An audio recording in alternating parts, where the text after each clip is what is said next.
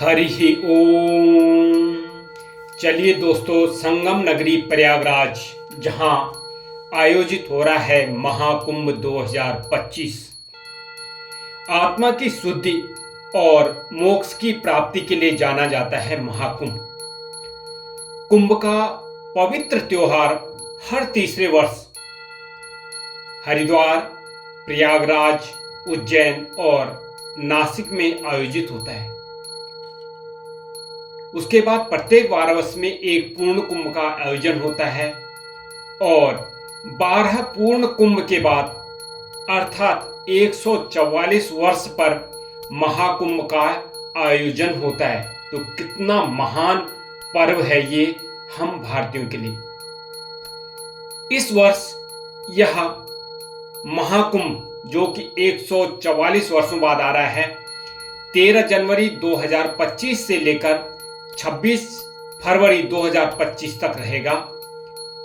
और इस पवित्र महाकुंभ का जो ये मेला है वह संगम नगरी अर्थात प्रयागराज में होना सुनिश्चित हुआ है।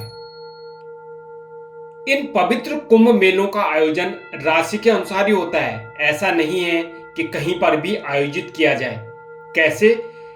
जब सूर्य देव मेष राशि और बृहस्पति कुंभ राशि में होते हैं तब कुंभ का मेला हरिद्वार में गंगा नदी के तट पर आयोजित किया जाता है।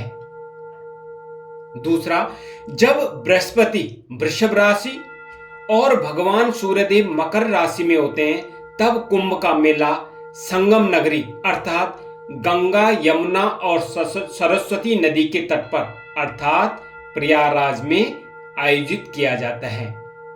जब सूर्यदेव और बृहस्पति दोनों वृश्चिक राशि में होते हैं तब कुंभ का मेला उज्जैन में गोदावरी नदी के तट पर आयोजित किया जाता है।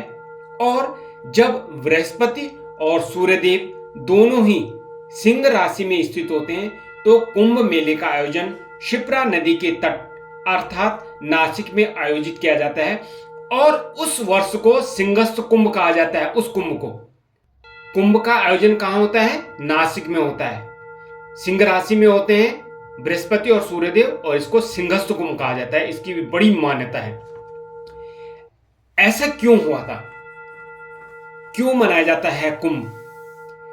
समुद्र मंथन के दौरान जब समुद्र से अमृत कलश निकला और इस अमृत को छीनने के लिए देवता और राक्षस देवराज के पुत्र जयंत के पीछे पीछे भागने लगे तो जयंत इस कलश को लेकर 12 दिनों तक घूमते रहे।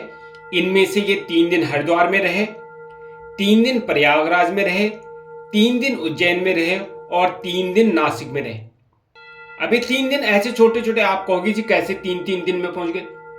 तो ये देवताओं के 3 दिन हैं। 3-3 दिन मतलब 3-3 साल और कुल मिलाकर 12 साल। जो ये 12 दिन हुए हैं वो हम मनुष्यों के 12 साल के बराबर हैं। जो भगवान के 3-3 दिन थे ये हम मनुष्यों के 12 साल के बराबर होते हैं। और इसी वजह से 12 साल में कुंभ का आयोजन किया जाता है।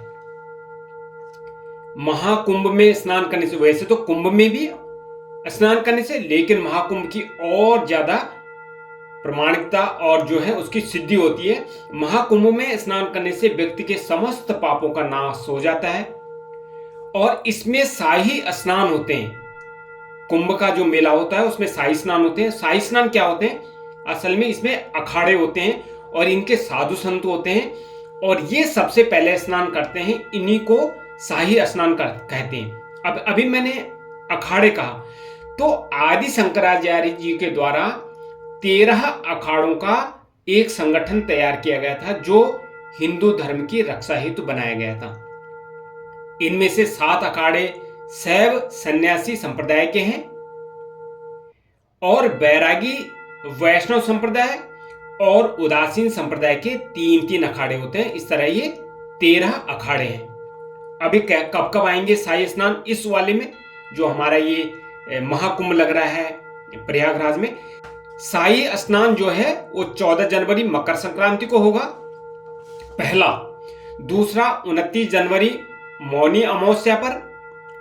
तीसरा 3 फरवरी को बसंत पंचमी पर, चौथा शाही स्नान 12 फरवरी को माघी पूर्णिमा पर, और पांचवा और आखिरी जिस दिन की महाकुंभ का समापन होगा वो 26 फरवरी को महाशिवरात्रि के दिन आयोजित होगा। ठीक है, अब आपको प्रयागराज पहुंचना है तो प्रयागराज तो बहुत फेमस जगह है। आप वहां ट्रेन से भी जा सकते हैं, सड़कें बहुत अच्छी हैं, आप सड़क मार्ग से भी जा सकते हैं, हवाई मार्ग से भी पहुंच सकते हैं। और जाइए इस महाकुंभ में, यहाँ पे आध्यात्मिकता का लाभ उठाइए, धार्मिक महत्व का लाभ उठाइए और प्रयागराज में डुबकी लगाकर अपनी आत्मा की शुद्धि और मोक्ष की प्राप्ति की कामना कीजिए। इसी के साथ में आपका जीवन समृद्ध हो, हमारा देश विकसित हो, समृद्ध रहे, समृद्धशाली बने। इसी के साथ आप सभी को मेरा नमस्कार। ओम नमः शिवाय।